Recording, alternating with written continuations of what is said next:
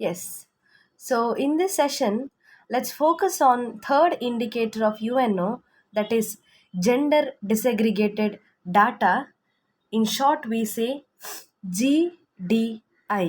Okay, ಇದು gender ಡಿಸೆಗ್ರಿಗೇಟೆಡ್ data, ಕನ್ನಡದಲ್ಲಿ ನಾವು ಲಿಂಗತ್ವ ಪ್ರತ್ಯೇಕಿತ ದತ್ತಾಂಶಗಳು ಅಂತ ಹೇಳ್ತೇವೆ. ಈ ಲಿಂಗತ್ವ ಪ್ರತ್ಯೇಕಿತ ದತ್ತಾಂಶಗಳನ್ನು ಜಾರಿಗೆ ತಂದಿರುವ ಉದ್ದೇಶ ಒಂದೇ, ಈ ಸ್ತ್ರೀ ಪುರುಷರ ಅಭಿವೃದ್ಧಿಗಾಗಿ ಕೈಗೊಂಡಂತಹ ಕಾರ್ಯಕ್ರಮಗಳಿದೆ ಅಲ್ವಾ, ಈ ಕಾರ್ಯಕ್ರಮಗಳ ಪರಿಣಾಮಗಳನ್ನು ಮೌಲ್ಯಮಾಪನ ಮಾಡಲು ಇರುವಂತಹ ಒಂದು ಇಂಡಿಕೇಟರ್ ಆಗಿದೆ. ಓಕೆ, ಅಂದರೆ ಸ್ತ್ರೀ ಮತ್ತು ಪುರುಷರ ಅಭಿವೃದ್ಧಿಗಾಗಿ ಅನೇಕ ರೀತಿಯ ಕಾರ್ಯಕ್ರಮಗಳನ್ನು ಜಾರಿಗೊಳಿಸಲಾಗಿದೆ.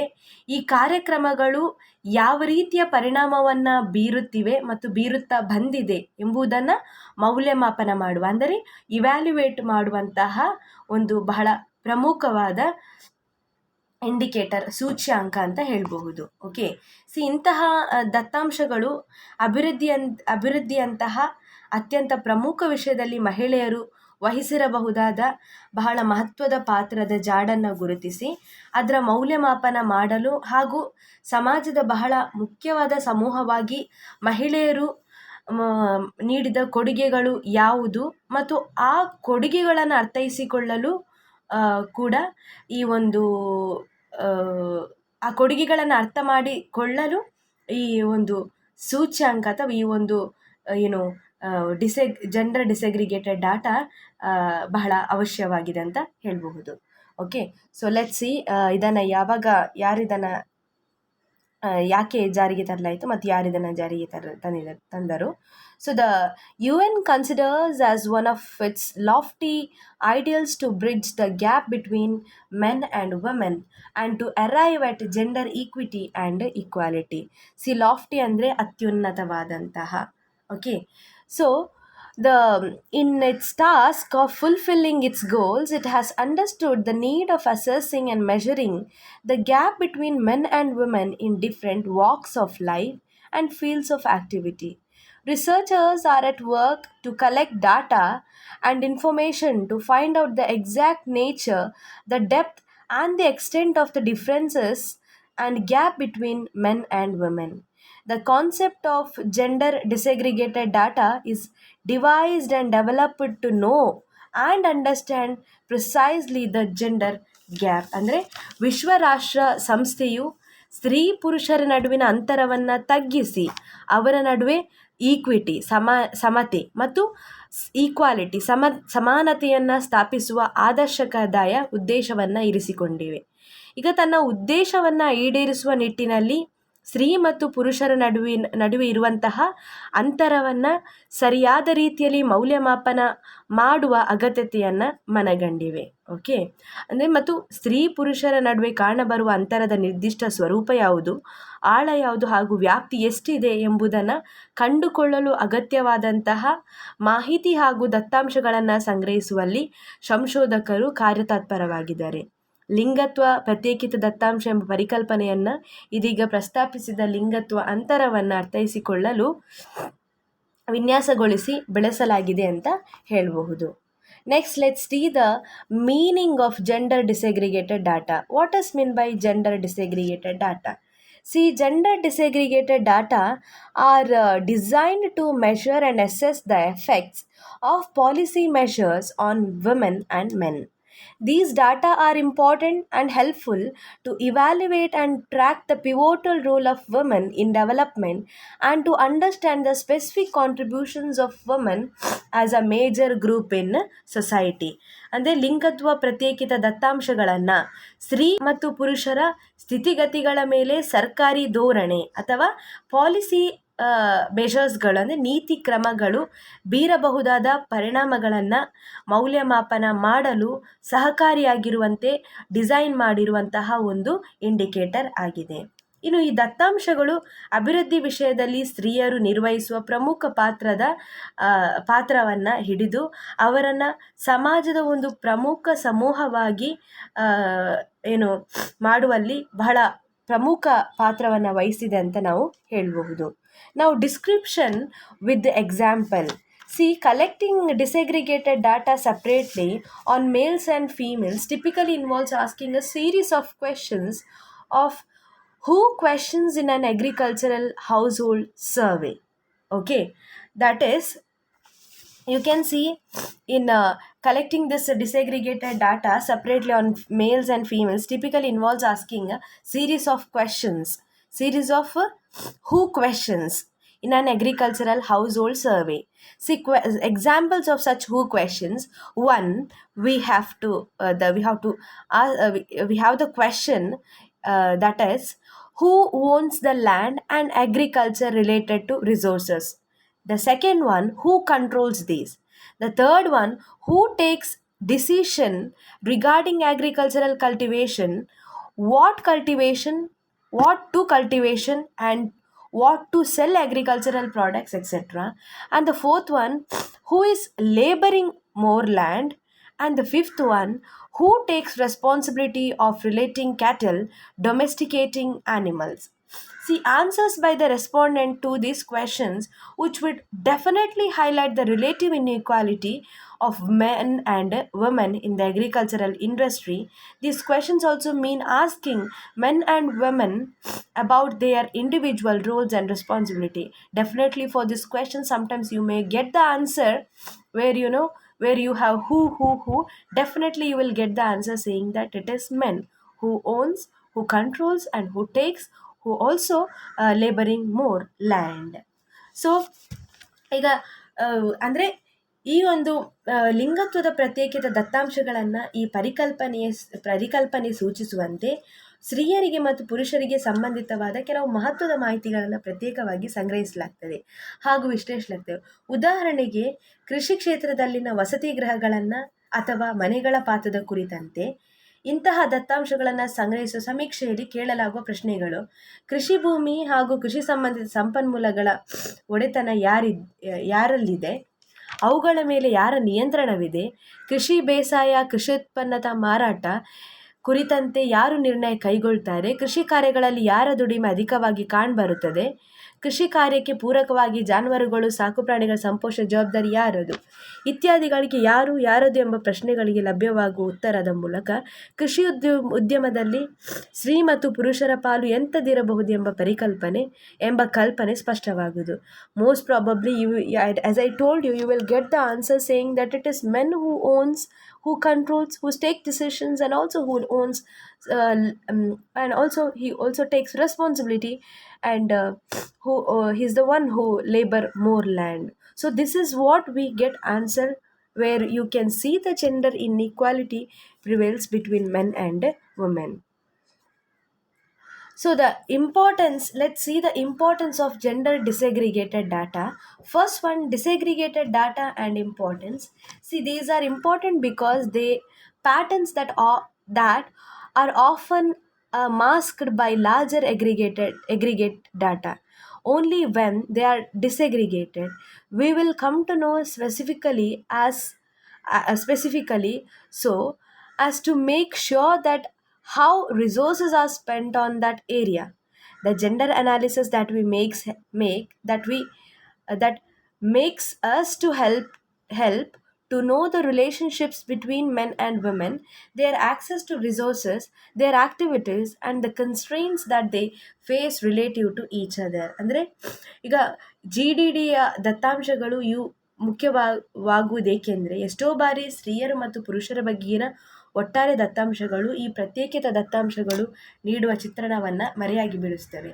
ಅಷ್ಟೇ ಅಲ್ಲದೆ ಅವುಗಳಿಗೆ ಮುಸುಕು ಆವರಿಸುವಂತಹ ಮಾಡಿಬಿಡ್ತೇವೆ. ಯಾಕಂದರೆ ಈಗ ಇಂಥ ಸಂದರ್ಭದಲ್ಲಿ ಅವುಗಳನ್ನು ಪ್ರತ್ಯೇಕವಾಗಿ ನೋಡಿದಾಗ ಮಾತ್ರ ವಿಭಿನ್ನ ಕ್ಷೇತ್ರಗಳಲ್ಲಿ ಸಂಪನ್ಮೂಲಗಳನ್ನು ಹೇಗೆ ವ್ಯಯಿಸಲಾಗುತ್ತದೆ ಎಂಬುದು ನಮಗೆ ತಿಳಿದು ಬರ್ತದೆ. ಯಾವುದು ನಮಗೆ ಸಿಗುವ ಡಾಟಾಗಳ ಮೂಲಕ ಅಥವಾ ದತ್ತಾಂಶಗಳ ಮೂಲಕ. ಈಗ ಲಿಂಗತ್ವದ ದತ್ತಾಂಶಗಳ ವಿಶ್ಲೇಷಣೆ ಮಾಡಿದಾಗ ಮಾತ್ರ ನಮಗೆ ಸ್ತ್ರೀ ಪುರುಷರ ನಡುವಿನ ಸಂಬಂಧ ಆಗಿರ್ಬೋದು, ಆರ್ಥಿಕ ರಾಜಕೀಯ ಮತ್ತಿತರ ಚಟುವಟಿಕೆಗಳು, ಸಂಪನ್ಮೂಲಗಳ ಮೇಲೆ ಅವರಿಗಿರುವ ಹಿಡಿತ ಆಗಿರ್ಬೋದು, ಪರಸ್ಪರ ಅವರುಗಳು ಎದುರಿಸಬೇಕಾಗಿರುವ ಇತಿಮಿತಿ, ನಿರ್ಬಂಧಗಳು, ಇವೆಲ್ಲವೂ ಸಹ ನಮಗೆ ಒಂದು ರೀತಿಯಲ್ಲಿ ದತ್ತಾಂಶಗಳು ನೀಡಿದರೆ ಆ ದತ್ತಾಂಶಗಳ ಮೂಲಕ ಇವೆಲ್ಲ ಸಹ ಇತಿಮಿತಿಗಳನ್ನು ಅಥವಾ ನಿರ್ಬಂಧಗಳನ್ನು ಅಥವಾ ಚಟುವಟಿಕೆಗಳನ್ನು ಸಂಪನ್ಮೂಲಗಳ ಮೇಲೆ ಅವರಿಗಿರುವ ಹಿಡಿತಗಳನ್ನು ನಾವು ಗಮನಕ್ಕೆ ಬರುತ್ತವೆ. ಅಷ್ಟಲ್ಲದೆ ನಾವು ಅದರಿಂದ ಆ ಮುಖಾಂತರ ಅಂದರೆ ಡಿ ಡಿಯ ಮುಖಾಂತರ ನಾವು ತಿಳ್ಕೊಳ್ಬಹುದು.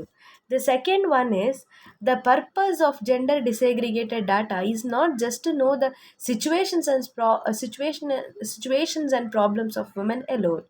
And some people mistakenly believed that goal of collecting sex disaggregated data and conducting gender analysis is simply to understand the situation for women, because both men and women are involved in the agriculture, industrial and other type of production. So it is necessary to understand both their roles and responsibilities, and how these may change in the context of new policies, markets, and technologies. The purpose of collecting sex disaggregated data is to provide more complete understanding of agricultural production and rural livelihood in order to develop better policies and programs. ಅಂದರೆ ಲಿಂಗತ್ವ ಪ್ರತ್ಯೇಕಿತ ದತ್ತಾಂಶದ ಉದ್ದೇಶ ಕೇವಲ ಸ್ತ್ರೀಯರ ಪರಿಸ್ಥಿತಿಗಳು ಹಾಗೂ ಸಮಸ್ಯೆಗಳು ತಿಳಿದುಕೊಳ್ಳುವುದಕ್ಕೆ ಮಾತ್ರ ಸೀಮಿತವಾಗಿಲ್ಲ. ಇದು ಕೆಲವರು ಹೊಂದಿರಬಹುದಾದ ತಪ್ಪು ಕಲ್ಪನೆ. ಏಕೆಂದರೆ ಸ್ತ್ರೀ ಪುರುಷರು ಇಬ್ಬರೂ ಸಹ ಕೃಷಿ, ಕೈಗಾರಿಕೆ ಮತ್ತಿತರ ಉತ್ಪಾದನಾ ಕ್ಷೇತ್ರಗಳಲ್ಲಿ ತೊಡಗುತ್ತಾರೆ. ಆದ್ದರಿಂದ ಈ ಇಬ್ಬರ ಪಾತ್ರಗಳು, ತೊಡಗುವಿಕೆಗಳು, ಹೊಣೆಗಾರಿಕೆಗಳು ಹೇಗಿರುತ್ತವೆಂಬುದನ್ನು ನಾವು ತಿಳಿದುಕೊಳ್ಳಬೇಕಲ್ಲದೆ ಇವು ಹೊಸ ಧೋರಣೆಗಳು, ಮಾರುಕಟ್ಟೆ, ತಂತ್ರಜ್ಞಾನ ಹಿನ್ನೆಲೆಯಲ್ಲಿ ಹೇಗೆ ಬದಲಾಗುತ್ತದೆ ಎಂಬುದನ್ನು ತಿಳಿದುಕೊಳ್ಳುವುದು ಕೂಡ ಇಲ್ಲಿ ಮುಖ್ಯವಾಗ್ತದೆ. ಇನ್ನು ಈ ದತ್ತಾಂಶಗಳ ಉದ್ದೇಶ ಏನಂದರೆ, ಇಂತಹ ಉದ್ಯಮ ಕ್ಷೇತ್ರಗಳ ಬಗ್ಗೆ ಸಮಗ್ರವಾದ ಚಿತ್ರಣ ನೀಡುವುದರ ಮೂಲಕ ಅವುಗಳಿಗೆ ಸಂಬಂಧಿಸಿದಂತೆ ಇನ್ನಷ್ಟು ಉತ್ತಮ ಧೋರಣೆಗಳನ್ನು, ಕಾರ್ಯಕ್ರಮಗಳನ್ನು ಕೈಗೊಳ್ಳಲು ನೆರವಾಗುತ್ತದೆ ಎಂದು ಹೇಳಬಹುದು. And the third important is sex or gender disaggregated data are collected about men and women. See, sex disaggregated data are not necessarily collected from women and men within the same household, but they are collected about about women and men. In household surveys, depending on the question, you may be able to achieve this by interviewing one household member and asking the question of who, or one might split the sample so that in half of the household one interview men and other half of the household one interviews women. ಅಂದರೆ ಲಿಂಗತ್ವ ಪ್ರತ್ಯೇಕಿತ ದತ್ತಾಂಶಗಳನ್ನು ಸ್ತ್ರೀ ಪುರುಷರಿ ಇಬ್ಬರದ್ದು ಸಹ ಬಗ್ಗೆ ಸಂಗ್ರಹಿಸಲಾಗುವುದು. ಆದರೆ ಕೇವಲ ಸ್ತ್ರೀಯರಿಂದ ಅಥವಾ ಪುರುಷರಿಂದ ಅಲ್ಲ, total ಆಗಿ ಇಬ್ಬರಿಂದ ಸಹ ಆ ದತ್ತಾಂಶಗಳನ್ನು ಕಲೆಕ್ಟ್ ಮಾಡಲಾಗ್ತದೆ. ಇನ್ನು ಈ ಬಗೆಯ ದತ್ತಾಂಶಗಳನ್ನು ಮನೆಯೊಂದರಲ್ಲಿನ ಸ್ತ್ರೀ ಪುರುಷರಿಂದ ಬೇರೆ ಕೇಳಿ ಪಡೆಯುವುದಲ್ಲ, ಆದರೆ ಅವರ ಬಗ್ಗೆ ಇದನ್ನು ಸಂಗ್ರಹಿಸಲಾಗುವುದು. ಮನೆಗಳ ಬಗೆಗಿನ ಸಮೀಕ್ಷೆಗಳಲ್ಲಿ ನಾವು ಸಂದರ್ಶನ ಮಾಡುತ್ತಾ ಕುಟುಂಬದ ಸದಸ್ಯನೊಬ್ಬನ ಬಳಿ ಈ ಹಿಂದೆ ಉಲ್ಲೇಖಿಸಿದ ಯಾರದು ಎಂಬ ಪ್ರಶ್ನೆಗಳನ್ನು ಕೇಳುತ್ತಾ ಹೋದರೆ ಒಂದಿಷ್ಟು ಮಾಹಿತಿ ಅಂತೂ ದೊರಕುವುದು ನಿಜ. ಇಲ್ಲಿ ಇನ್ನೊಂದು ಅಂಶ ಏನೆಂದರೆ, ನಮಗೆ ಬೇಕಾದ ಮಾಹಿತಿಯನ್ನು ಇನ್ನಷ್ಟು ವಿಶ್ವಾಸಗೊಳಿಸಬೇಕಂದರೆ ಇಂತಹ ಸಮೀಕ್ಷೆಗಾಗಿ ಇರಿಸಿಕೊಂಡ ಮಾದರಿಯನ್ನು ವಿಭಜಿಸಿ ಅಲ್ಲಿ ಸಮೀಕ್ಷೆಗೊಳಪಡಿಸಿದ ಮನೆಗಳಲ್ಲಿ ಅರ್ಧ ಭಾಗದಷ್ಟು ಮನೆಗಳ ಪುರುಷರನ್ನು ಮಾತ್ರ ಸಂದರ್ಶಿಸಿ ಮಾಹಿತಿ ಸಂಗ್ರಹಿಸಿದರೆ ಮಿಕ್ಕುಳಿದ ಅರ್ಧ ಭಾಗದಷ್ಟು ಮನೆಗಳ ಸ್ತ್ರೀಯರನ್ನು ಮಾತ್ರ ಸಂದರ್ಶಿಸಿ ಮಾಹಿತಿ ಸಂಗ್ರಹಿಸಬಹುದಾಗಿದೆ. ಅಕ್ಯುರೇಟ್ ಡಾಟಾ ಬೇಕೆಂದರೆ ಇಬ್ಬರದ್ದು ಸಹ ಸಮವಾಗಿ ಇದು ಇಂಟರ್ವ್ಯೂ ಮಾಡುವಂಥದ್ದು. And the fourth one is gender disaggregated data may be made to fetch more details about men and women. See, in addition of the above, which I've mentioned already, it is possible to connect the responses collected through the survey with the ID, that is individual details of household member. So this would facilitate analysis based not only on sex but also on age, marital status, education, religion, and any other information included in the household roster. So if who questions are simply coded as male or female, head or spouse, they cannot be matched with these other characteristics that help us to understand the household and the individual within it. ಈಗ ಲಿಂಗತ್ವ ಪ್ರತ್ಯೇಕಿತ ದತ್ತಾಂಶವು ಸ್ತ್ರೀ ಪುರುಷರ ಬಗ್ಗೆ ಇನ್ನಷ್ಟು ವಿಸ್ತೃತ ಅಥವಾ ವಿಶೇಷ ಮಾಹಿತಿ ನೀಡುವಂತೆ ಮಾಡಬಹುದು. ಈ ಮೇಲೆ ಉಲ್ಲೇಖ ಸಮೀಕ್ಷೆಗಳ ಆಲ್ರೆಡಿ ಹೇಳಿದ ಹಾಗೆ ಸಂಗ್ರಹಿಸುವ ಪ್ರತಿಕ್ರಿಯೆಗಳನ್ನು ವ್ಯಕ್ತಿಗಳ ವ್ಯಕ್ತಿಗತ ವಿವರ ಅಂದರೆ ಇಂಡಿವಿಜುವಲ್ ಡೀಟೇಲ್ಸ್ ಜೊತೆಗೆ ಜೋಡಿಸಿ ವಿಶ್ಲೇಷಿಸುವುದು ಸಾಧ್ಯ.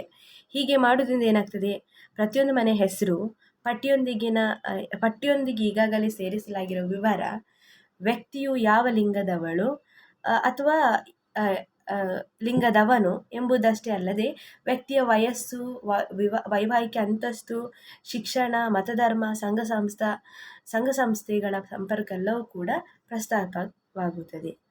ಸೊ ಇದರಿಂದ ಏನಾಗ್ತದೆ, ಹಲವಾರು ಸಾಮಾಜಿಕ ಆರ್ಥಿಕ ಆಯಾಮಗಳ ಹಿನ್ನೆಲೆಗಳೇ ಸ್ತ್ರೀ ಪುರುಷ ವ್ಯತ್ಯಾಸಗಳನ್ನು ಮಾಪನ ಮಾಡಲು ಸಾಧ್ಯವಾಗುವುದು. ಇದು ಲಿಂಗತ್ವ ಅಂಕಿಅಂಶಗಳ ಮಹತ್ವದ ಭಾಗವಾಗುವುದು. And next importance of data ಅಂದರೆ ಕೇವಲ ಇದು ಲಿಂಗತ್ವ ಪ್ರತ್ಯೇಕಿತ ದತ್ತಾಂಶಗಳ ವ್ಯಾವಹಾರಿಕ ಪ್ರಾಮುಖ್ಯ, practical importance of the GDD. See, the first one, gender disaggregated data and information are helpful to policymaker, for they are essential and important to assess the gender situation and develop appropriate policy. That means this GDD will help to the policy makers. ಅಂದರೆ ಲಿಂಗತ್ವ ಪ್ರತ್ಯೇಕಿತ ದತ್ತಾಂಶಗಳು ಹಾಗೂ ಮಾಹಿತಿ ಇವು ರಾಜಕೀಯ, ಆರ್ಥಿಕ ಮತ್ತಿತರ ನೀತಿ ರೂಪಿಸುವವರಿಗೆ, policy ಮೇಕರ್ಸಿಗೆ ಲಿಂಗತ್ವ ಸಂಬಂಧಿ ಪರಿಸ್ಥಿತಿಯ ಮಾಹಿತಿ ನೀಡುವಲ್ಲಿ ಮತ್ತು ಅದನ್ನು ಮೌಲ್ಯಮಾಪನ ಮಾಡುವಲ್ಲಿ ಸಹಾಯಕವಾಗಿದೆ. ಎರಡನೇದು, such data must be collected and analysis within the policy making process. Efficient way of collecting reliable data for several years would help to track changes and track change and take corrective action depending on the need. ಅಂದರೆ ಇಂಥ ಮಾಹಿತಿ ಸಂಗ್ರಹದಿಂದಾಗಿ ಹಾಗೂ ವಿಶ್ಲೇಷಣೆ ನೀತಿ ನಿರೂಪಣೆ ಪ್ರಕ್ರಿಯೆಯಿಂದಾಗಿ ಮಹತ್ವವಿದ್ದು ಹಲವಾರು ವರ್ಷಗಳವರೆಗೆ ಬಹಳ ಸಮರ್ಥ ರೀತಿಯಲ್ಲಿ ಸಂಗ್ರಹಿಸಬಹುದಾದ ಇಂತಹ ಮಾಹಿತಿಯು ಸ್ತ್ರೀ ಪುರುಷರು ಇಬ್ಬರ ಸಹ ಸಂಬಂಧಿಸಿದಂತೆ ಅಭಿವೃದ್ಧಿ ಪಥದಲ್ಲಿ ಯಾವ ರೀತಿಯ ಬದಲಾವಣೆ ಇದೆ ಎಂಬುದನ್ನು ಅರ್ಥೈಸಿಕೊಳ್ಳಲು ಮತ್ತು ಆ ಮೂಲಕ ಅಗತ್ಯ ಕಂಡುಬಂದಲ್ಲಿ ತಪ್ಪು ತಿದ್ದುಕೊಳ್ಳಲು ಮತ್ತು ಸೂಕ್ತವೆನಿಸುವಂಥ ಕಾರ್ಯಕ್ರಮಗಳನ್ನು ಕೈಗೆತ್ತಿಕೊಳ್ಳಲು ಇದು ಸಹಾಯವಾಗ್ತದೆ. The next one, civil society organisation including NGOs and women's groups will be of much help in gathering such data or information about potential or actual impact of government policies. So it is in this regard they must be consulted regular. ಅಂದರೆ ಸರ್ಕಾರೇತರ ಸಂಘಟನೆಗಳನ್ನೊಳಗೊಂಡ ನಾಗರಿಕ ಸಮಾಜ ಸಂಘಟನೆಗಳು ಸಹ, ಮಹಿಳಾ ಸಮೂಹ ಸಂಘಟನೆಗಳು ಸರ್ಕಾರ ಧೋರಣೆಗಳ ಸಾಮರ್ಥ್ಯ ಆಗಿರಬಹುದು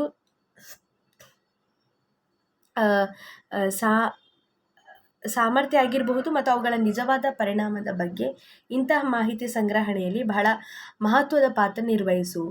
ಈ ಹಿನ್ನೆಲೆಯಲ್ಲಿ ಇಂತಹ ಸಂಘ ಸಂಸ್ಥೆಗಳ ನಿರಂತರವಾಗಿ ಸಂಪರ್ಕಿಸಬೇಕಾದ ಅವಶ್ಯಕ ಉಂಟಾಗಬಹುದು.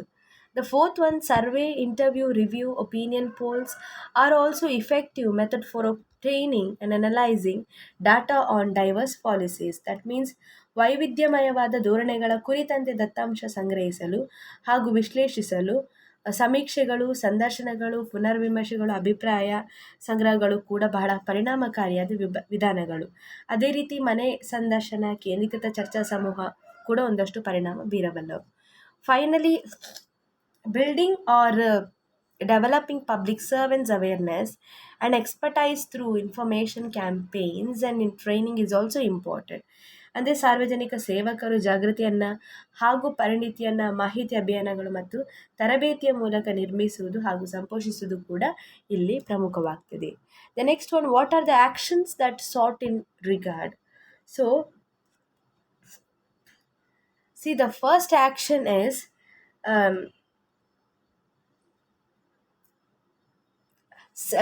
sex disaggregated and gender sensitive data are available and accessible at national and subnational level.